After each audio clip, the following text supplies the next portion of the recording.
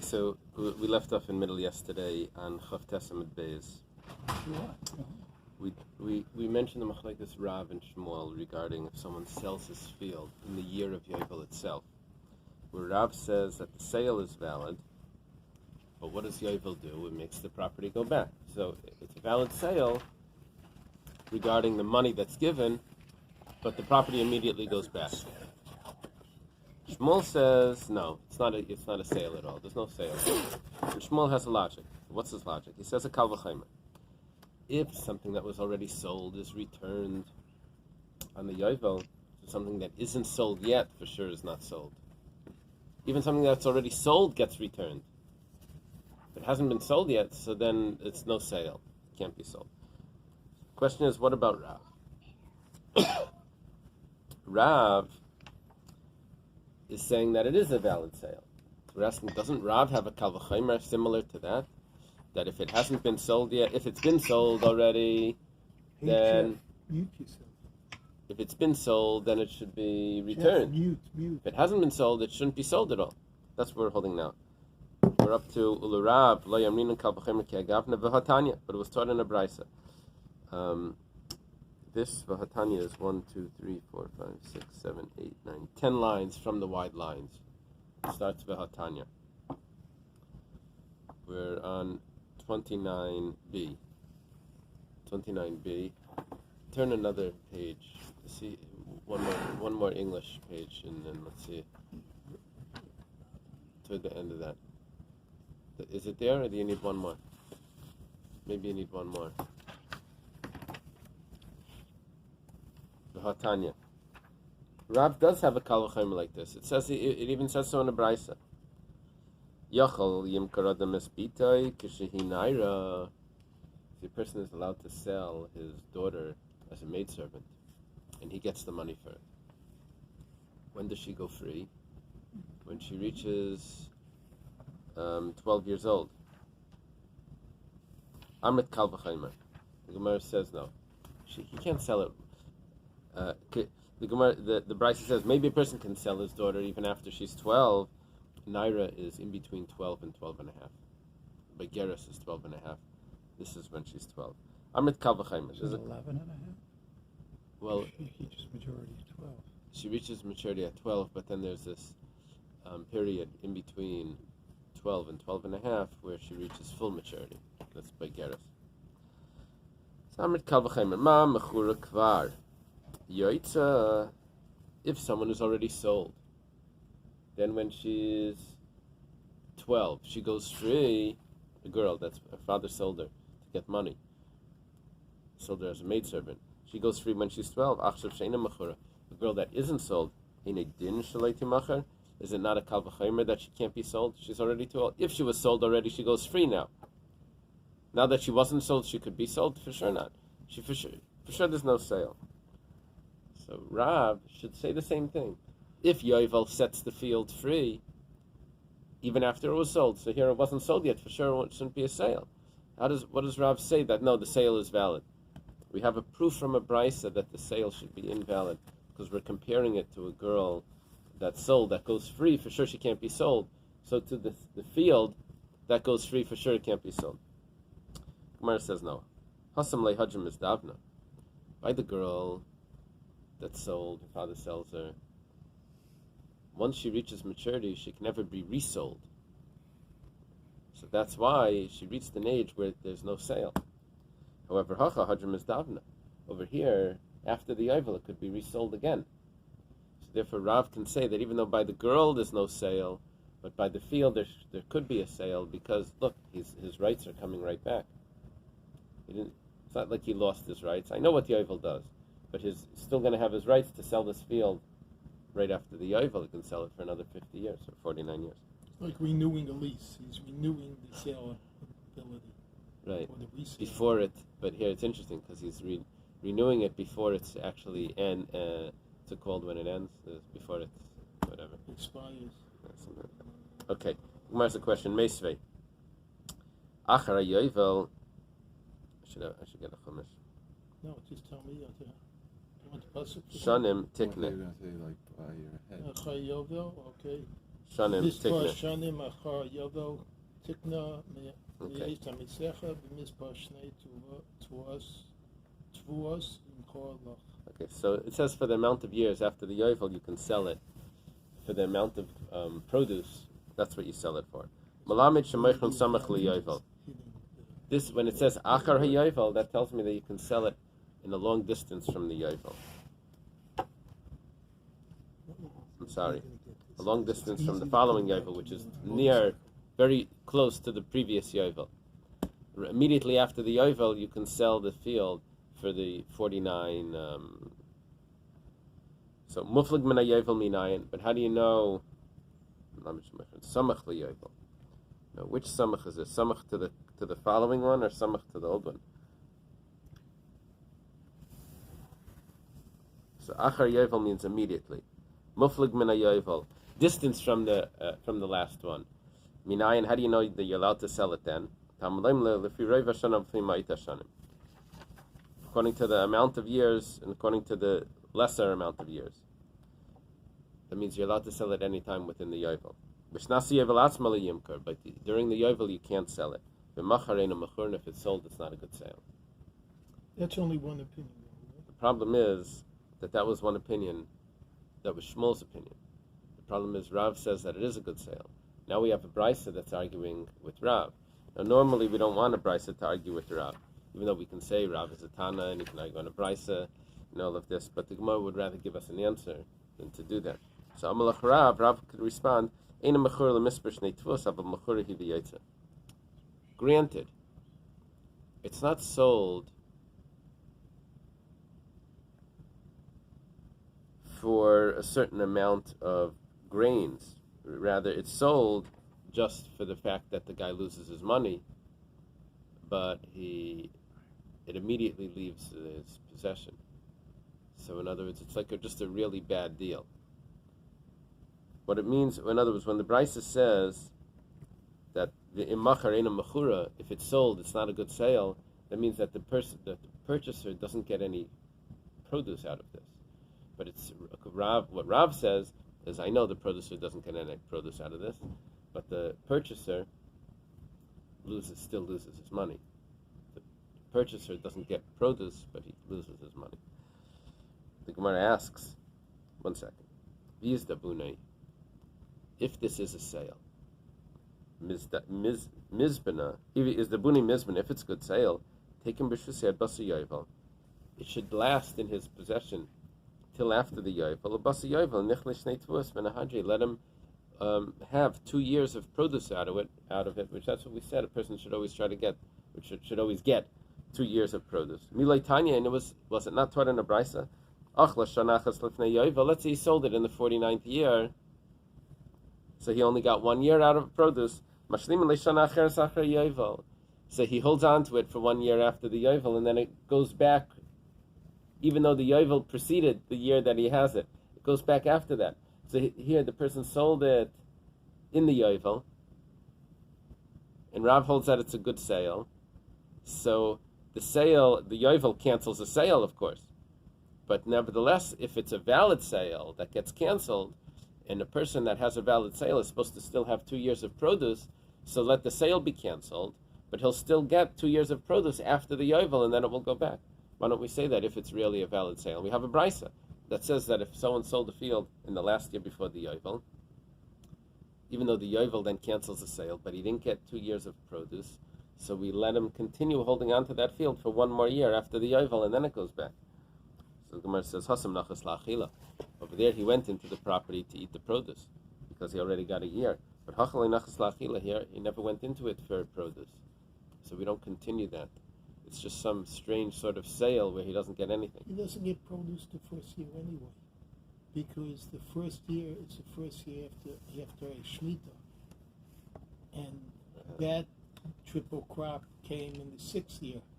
It was probably already used or sold and ain't lying around. Possibly. Maybe it was fruit trees. I think you got ripped off. Can I have a cookie, Jimmy? What's the name of the neshama?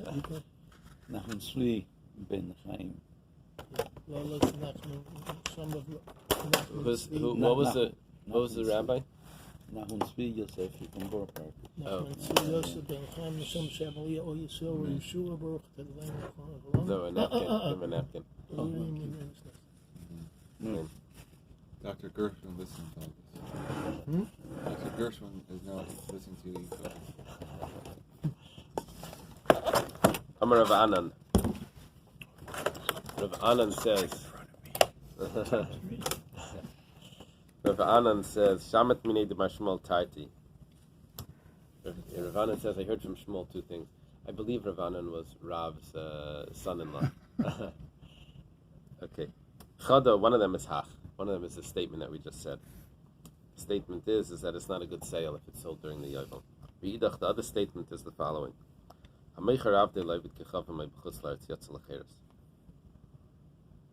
Someone owns a non-Jewish slave.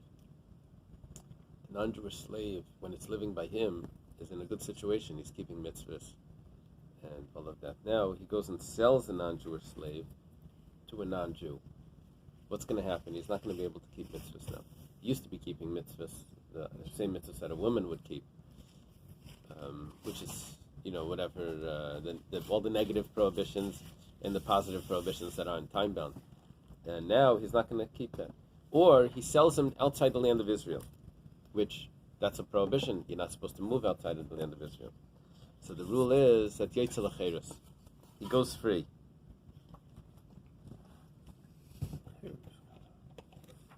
Which means that we force him to redeem, to buy him back. We force him to buy him back. So the problem over here is, there's no problem. This is the statement from Shmuel, two statements from Shmuel. One was a statement that a sale of a field by Yovel. Second one is someone that sells a slave, we force him to buy him back and to set him free. The problem is that Chada, one of them, Hadrizvini, the money goes back. And one of them, the money is not returned. So we have two sales here that are invalid. One of them is a sale of a field by Yovel. The other one is a sale of a non-Jewish slave to a non-Jew or outside the land of Israel. Both of them are invalid. One of them, the money gets returned, and one of them, the money doesn't get returned. Rav Anan says, I don't know which one he said that to which. So Amar Rav Yosef Nechseanan. Rav Yosef said, let's work this out, and we'll figure out which one it is. Anan means us. Nechse means let us see. Us will see. We'll look at it ourselves. Midatanya, start in a brisa. Midatanya bebrisa, we'll start in a brisa. Meicharav de b'chutzlaretz. If someone sells his non-Jewish slave outside the land of Israel, Yetzel Acheres v'tzarich get shecher mirabi sheni. He sells his slave and to someone outside the land of Israel. So we force him to set him free. But the second master, the one outside the land of Israel, needs to give him a get shicher, a deed of manumission, of setting him free, a document that allows him to go free. Shmamina, but what do we see from this? Midakar l'sheni Rabbi, since he says his second master. What do you mean second master? It was an invalid sale. No, calls him a second master. That's a proof from the language of the brisa that the sale was valid. It's just that we force him to set him free. The sale was valid. That means that al malay hadris vini. That means the sale was valid. That means that the money that was given is given. If the sale was totally invalid, then there was no transaction, and the money gets returned. But here, no, there was a transaction. It was a good sale, but the person doesn't get his money back. It was a knas on him. You did something wrong. You have to purchase it back, and you don't get your money back. What did Shmuel say? Then over here, when he sells a field, the field is sold, but the money isn't returned. The money is returned. I'm sorry. Over here, there's no sale at all. The money's returned. The Gemara has a question now. Rav Anan was so unclear about this that he couldn't figure it out. Comes along Rav Yosef and says, we'll figure it out from a brisa. Why couldn't Rav Anan figure it out? 2 points here. First of all, Rav Anan brisa l'shmiele. First of all, Rav Anan didn't know the brisa. Second of all, the Shmuel, and from Shmuel itself, my dana mechora ma'is chayzin, dil meina mechora ma'is matana. from the words of Shmuel that says that it's not a good sale, it could be that it's not a good sale, but the money is given as a gift, not that the money comes back. And we have a similar case. If someone wants to marry a sister, so of course he's not allowed to marry a sister, but if he goes along, the Itmar was stated, someone gives a money of the marriage money, the ring or whatever it is, to his sister. So Rav says, no, you have to give the money back. There was there's no marriage, there's give the ring back. Shmuel says, no, it was a gift. Because he knows that he can't, that's not a marriage, and he was just giving her a gift. So, I could have said... Is he like giving the benefit of the doubt, or what is it? I think it's estimating what his intention was. And now he comes along and says, oh, it wasn't a good sale, now he's changing his mind. But then he must have meant to give her a gift. So, we could have said from Shmuel that says that it's not a good sale, we could have said, it's not a good sale, but he meant to give a gift. The seller, the purchaser rather, meant to give a gift to the seller, the money. So how do we know the money goes back? Maybe it's just like someone that marries his sister, that the money's a gift. So therefore Ravana was unclear. Amalei Abaya Rav Yosef. Abaya is a student of Rav Yosef. He says, why do you make such a big deal when someone was sold outside the land of Israel? That you said that the guy that buys it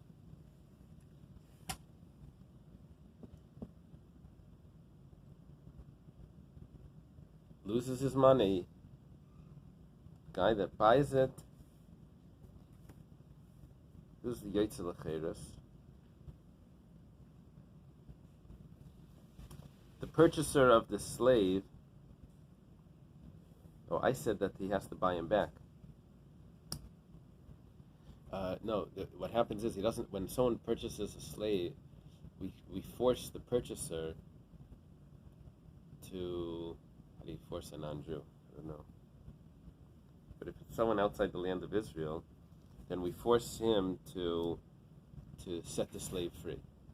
Force him to set the slave free if he's sold to someone outside the land of Israel.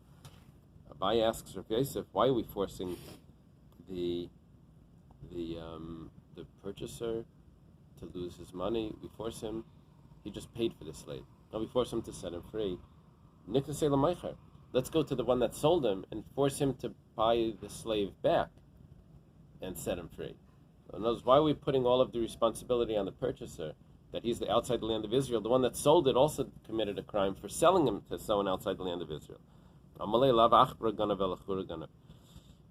He tells him, Rav Yosef says, it's not the mouse that steals, it's the hole that the mouse keeps his crumbs in that allows him to steal, or the hole that the mouse crawls through that causes.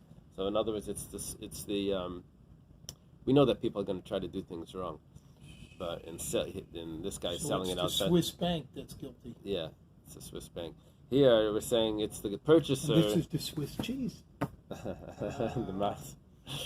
Catskills, I'm telling you, it's high season right now. You go there, a lot of money.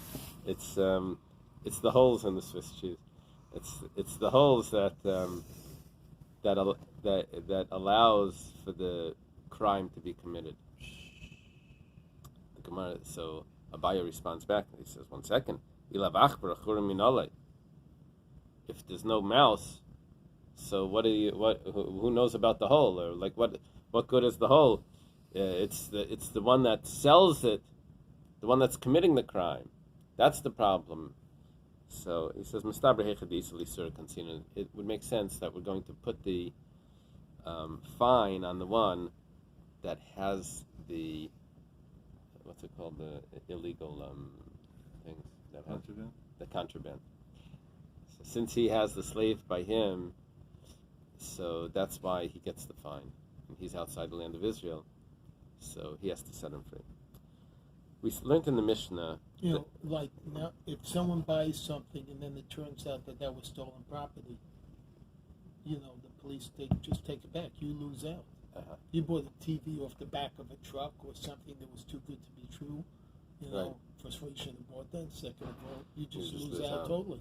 Yeah, you're not allowed to own stolen property. Uh-huh. If you could find the guy, then there would probably be a case to get the money back. But here we're not discussing that. No. Here we're just saying that The buyer. we're saying that the purchaser, the buyer, loses. Yeah. If it was a time of a plague, so then that's not counted.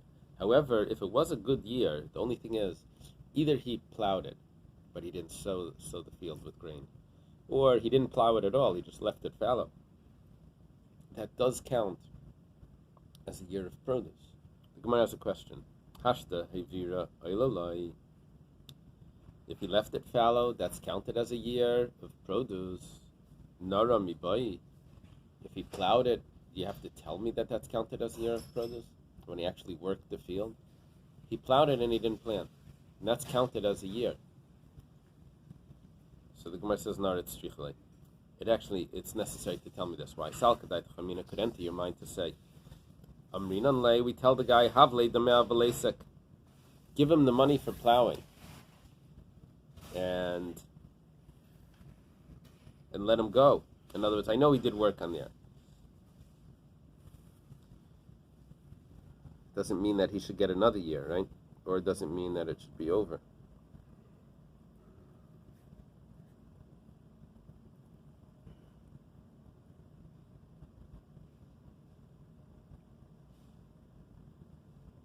You're thinking that maybe normally when a person gets his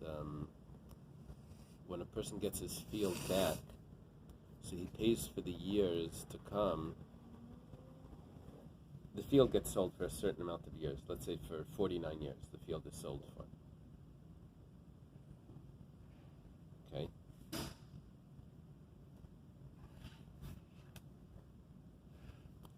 field is sold for 49 years. The guy comes back 47 years later. He comes back after 2 years, and he buys it back for 47 years. Okay. So normally he would pay those 47 coins for the field to come back, because each year was 1 coin. Over here, one of the years, those 2 years in the middle, the person worked it and he got produce. So the person used 2 coins to pay for those 2 years. This time the person worked it and he didn't get produce. So I could have thought that when the original seller is coming back to redeem the field, I could have thought that he has to give to the purchaser not just 47 coins for the following 47 years, but he also has to give to him the money for the work that he did in the field, because he never got any produce out of it. He only put in work without any produce, and that was beneficial to the field by plowing it. Normally he would get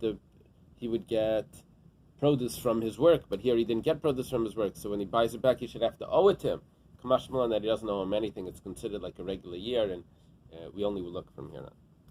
Rabbi Eliezer said, Rabbi Eliezer says, if he sells them before Rosh Hashanah, so he gets 3 years of produce, because the field was full when he bought it. Plus he has another 2 years of produce. Normally he only needs 2 years.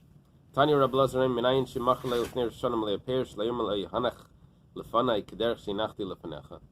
how do we know that if someone buys the field before Rosh Hashanah, that when he comes to purchase it back, he can't tell the purchaser, when it comes to redeem it, he can't tell the purchaser, I gave you a field that was full of produce, you have to give it back to me with a field full of produce. You can't say that. The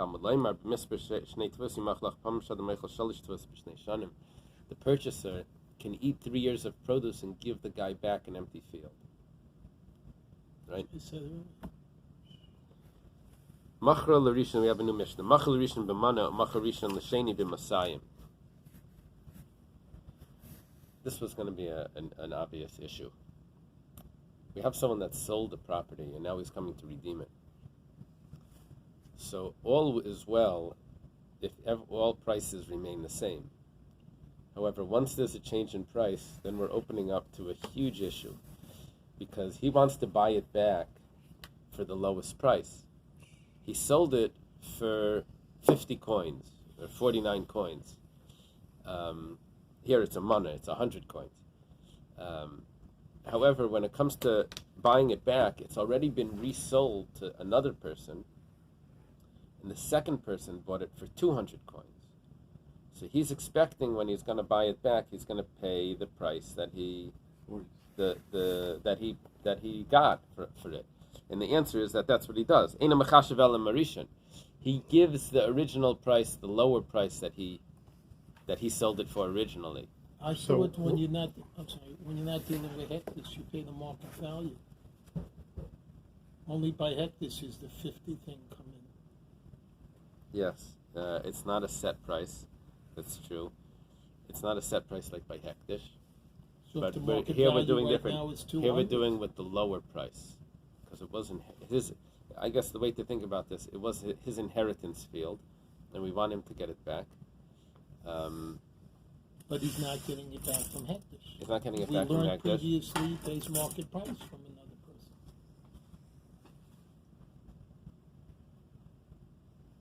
person. You were on vacation during that time, so you weren't really learning enough. Just teasing. I don't know. Okay. Michael. Okay. So, the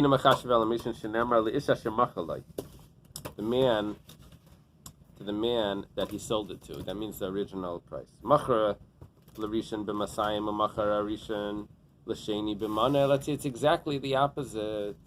He sold it for 200. The second person bought it for 100. Now he's going to buy it back. He tells the guy that purchased it, he said, look, you ate 2 years here in this field. I'm going to purchase it back from you, and I'm going to give you the rest of the coin that you paid. I'll give you back your money that you paid. After deducting what he's gotten out of it, is that what it's saying? So that means this person has 100 coins free already, Yeah. and he's only the second purchaser only paid 100 for it. He paid 200.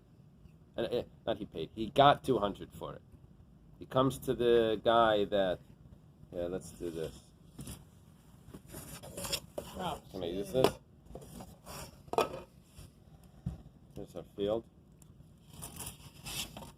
This field is the original owner. This is his inheritance. So he sells it for 200 to this person. So now he has 200 coins. Okay? This person paid 200. This person sells it to this guy for 100 coins. Now this guy has the field. Whoops. This guy has the field, and this guy has only 100 coins. So he wants it back. So he's paying back for the one. He said, look, you lost this amount, I'm giving this to you. And meanwhile, he has the original 100 still. So, he only has to deal with the last guy, which is only the lower amount. That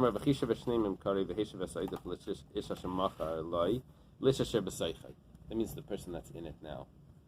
So he's always getting, the inheritor always gets his property back for the lesser amount. Interesting halacha. Let's say a person has a field that's very far away, and he has a field that was sold, but it's very close by his sold field. He says, why am I schlepping to that field? I'll sell that field far away, and I'll redeem the field that's so close to me, and I'll be able to work that. Don't do that. The same as Barav Yegel B'Yafa. Don't sell a lousy field to get back a good field that you sold. Don't do that. And don't borrow to redeem your field. And also don't redeem half a field. Wait till you get all the money and redeem the whole field. If it's hektish, then you can do all of those. You can sell any field to be able to get back any field from hektish. It's a different story. The Gemara is going to explain, because by hektish you lose it if you don't redeem it. It goes to the kainim. But by yovel you get it back anyway. So don't make yourself crazy to get it back. Just wait the time. It's going to come back anyway. The patience, you'll get it back. Even if you don't go through those crazy things, you'll still get it back. But this is a stringency of a hediot over hektish, because by a hedyot, a regular person, you're not allowed to go through those things to get it back. And by hekdesh, you are allowed to do those things. So it's more lenient. That's how the Gemara puts it. Taner Rabbanan. The Rabbi's turning in the Bais and Macharishan b'manel, Macharishan l'sheni b'masayim. First case. The first person sold it. The inheritor sold it for 100 coins. But the purchaser sold it for 200 coins. Now the inheritor wants to get it back.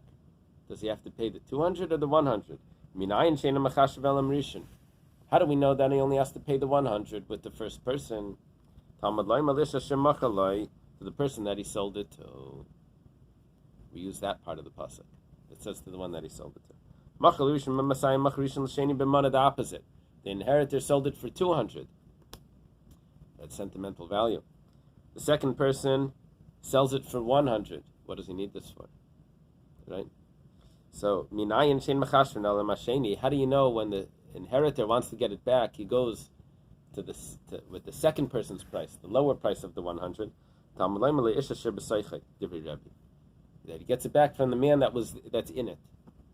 The man that's in it, he only paid 100. He only has to give 100 to get it back.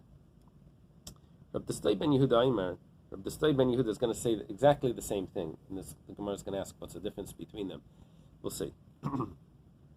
He sold it for 100 coins, but the property increased in value. And now it's worth 200. So we're not going to follow the market value. How do we know that we go by the sale price, not by the improvement price?